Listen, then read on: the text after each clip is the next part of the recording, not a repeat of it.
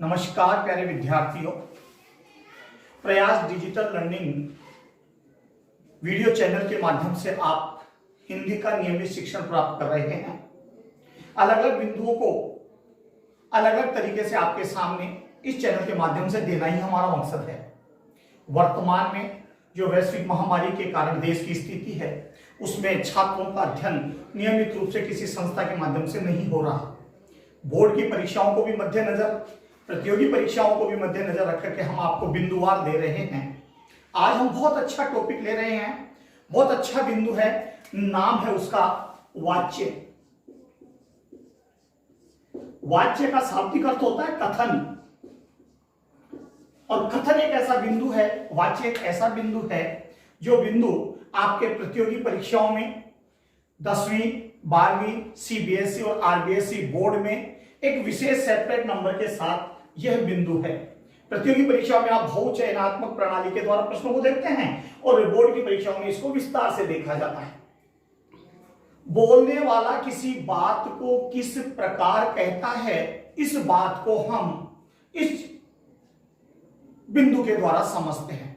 वाच्य, कथन, वॉइस है ये। वॉइस 3 प्रकार के हिंदी में होते हैं हमारे, कृतवाच्य, कर्मवाच्य और भाववाच्य। 3 वाच्य हम पढ़ते हैं, कृतवाच्य, कर्मवाच्य और भाववाच्य।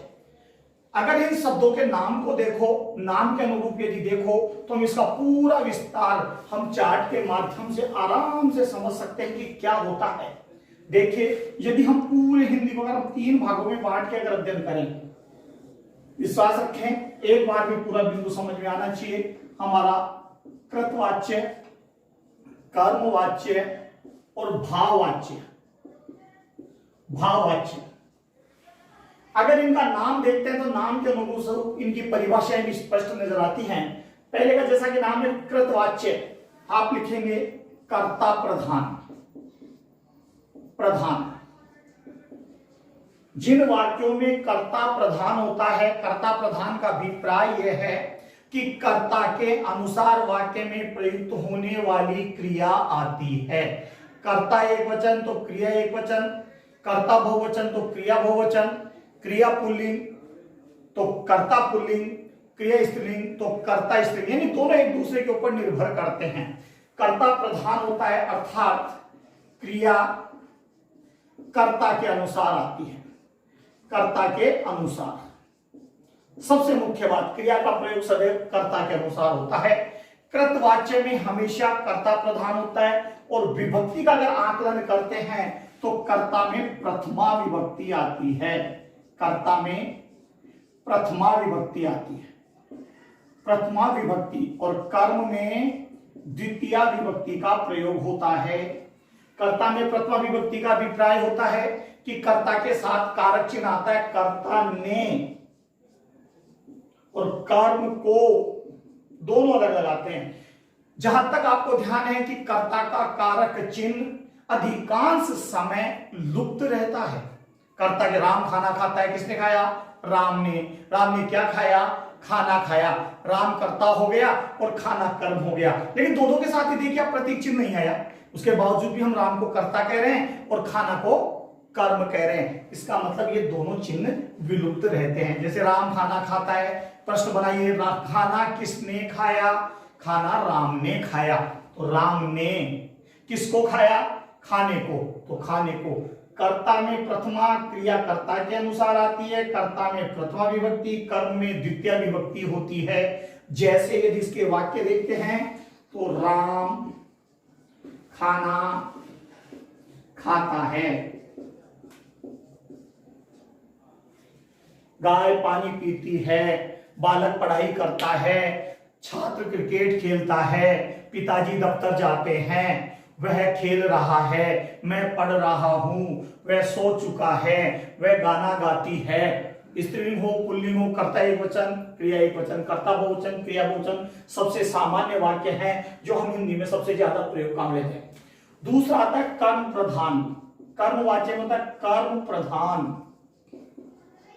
कौन प्रधान होता है इस वाक्य में? कर्म वाच्य में कर्म प्रधान होता है। साथ ही कर्म प्रधान है तो क्रिया किसके अनुसार चलेगी बेटा? क्रिया कर्म के अनुसार, क्रिया कर्म के अनुसार चलती है। कर्ता के अनुसार यहां क्रिया नहीं आती, यहां क्रिया कर्म के अनुसार आती है।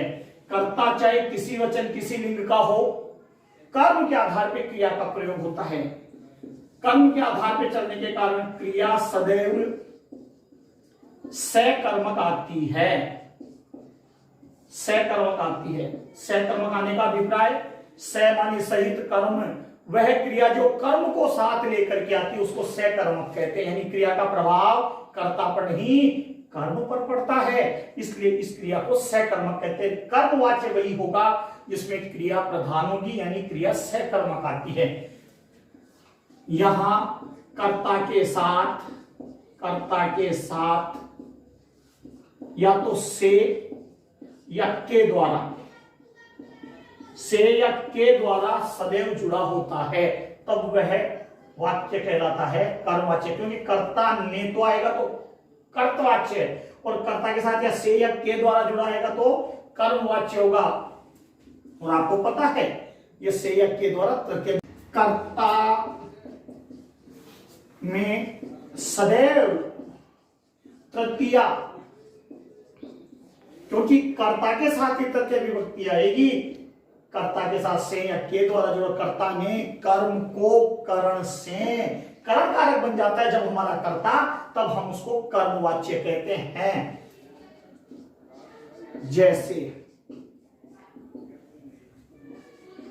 राम के द्वारा खाना खाया जाता है। किसके द्वारा खाया जाता है?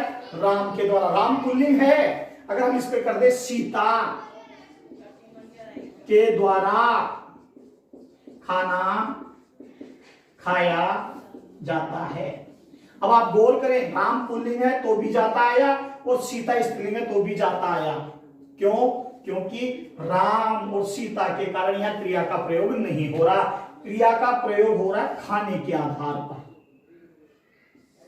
और खाना खाया जाता है क्योंकि खाना पुल्लिंग है। अभी यहाँ पे बदल दो, खाना की जगह राम के द्वारा रोटी खाई जाती है, सीता के द्वारा रोटी खाई जाती है। मुझसे दूध पिया जाता है, पिताजी से चाय पी जाती है।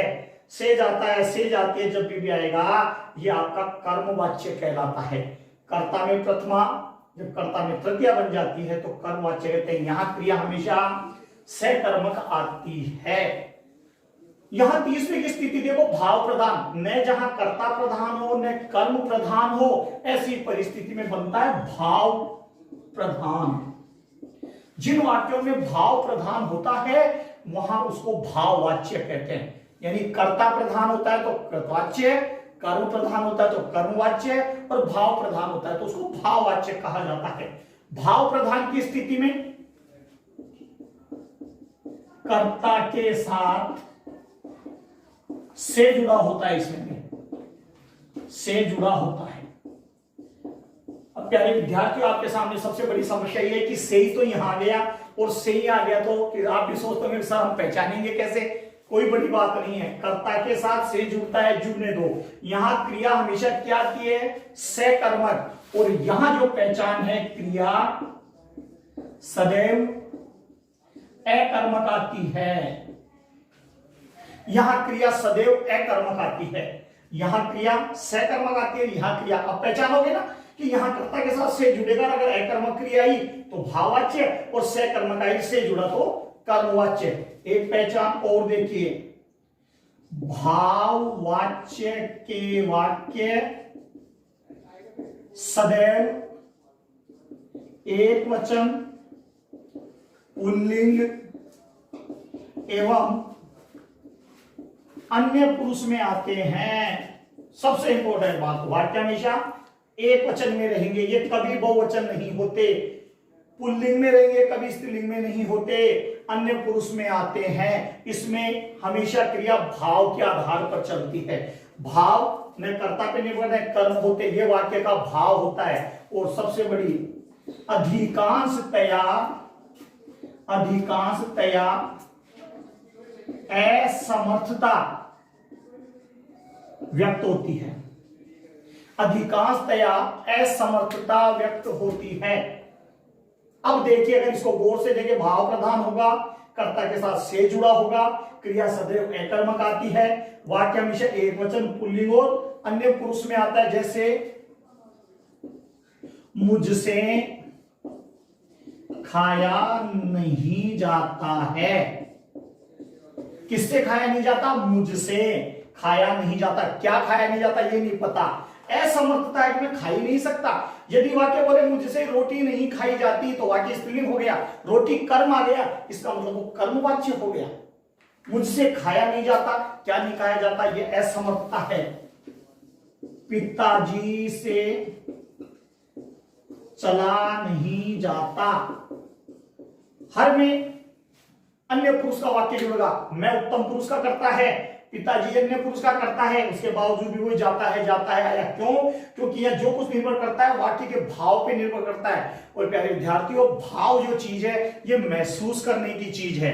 भाव आपको दिखाई नहीं देंगे, उनसे पता लगा कि मुझसे खाया नहीं जाता, हो सकता है गले में तकलीफ हो सकता है कोई बीमारी हो। ये थोड़ी कि मैं खाया नहीं जाता कि भाई मैं क्या कोई एक चीज विशेष के लिए मना नहीं कर रहे, वो अपनी असमर्थता व्यक्त कर रहे हैं। पिताजी से चला नहीं जाता, पांव का दर्द नहीं है क्योंकि उनकी असमर्थता है, वो चल नहीं सकते। मुझसे चला नहीं जाता, मुझसे पढ़ा नहीं जाता, तो नहीं पढ़ा जाता इसका मतलब कई कारणों से। मुझसे पुस्तक नहीं पढ़ी जाती, इसका मतलब ये कर्मवाच्य है, क्योंकि पुस्तक कर्म आ गई और वाक्य स्त्रीलिंग हो गया। इस तरीके से कर्तवाच्य, कर्मवाच्य और भाववाच्य, कर्ता प्रधान, कर्म प्रधान, भाव प्रधान, क्रिया कर्ता के अनुसार कर्तवाच्य, क्रिया कर्म के अनुसार कर्मवाच्य, क्रिया वाक्य के भाव के अनुसार चलती है। तो भाववाच्य कहते हैं कर्ता के साथ से जुड़ा होता है, इसमें से जुड़ा होता है, लेकिन यहाँ सकर्मक क्रिया, यहाँ अकर्मक क्रिया आती है।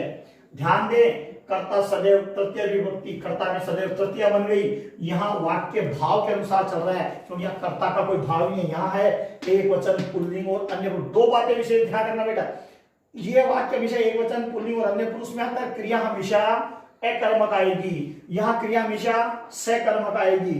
राम खाना खाता है, राम से खाना खाया जाता है, राम खा नहीं सकता है। इस तरीके से ये वाच्य हैं। प्रतियोगी परीक्षा की दृष्टि से हमारे तीनों प्रकार के प्रश्न आते हैं, बड़े इंपॉर्टेंट। ये देखिए कौन सी विभक्ति, किस प्रकार की क्रिया, किस प्रकार के वाक्य कैसे आते हैं, ये सारी चीजें पूछने की है।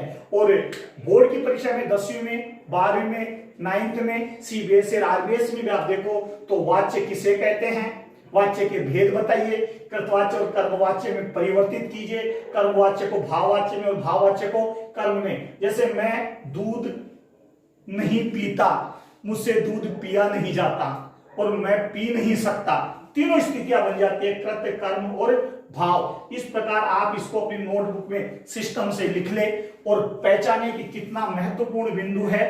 आज आपने क्लियर किया पूरा वाच्य और कथन। नियमित अध्ययन करें, इस चैनल को सब्सक्राइब करें और लाइक करें, आप करें, अपनों से करवाएं और नियमित अध्ययन के साथ जुड़े रहे। इसी बिंदु के साथ आज का टॉपिक यही समाप्त होता है। जय हिंद।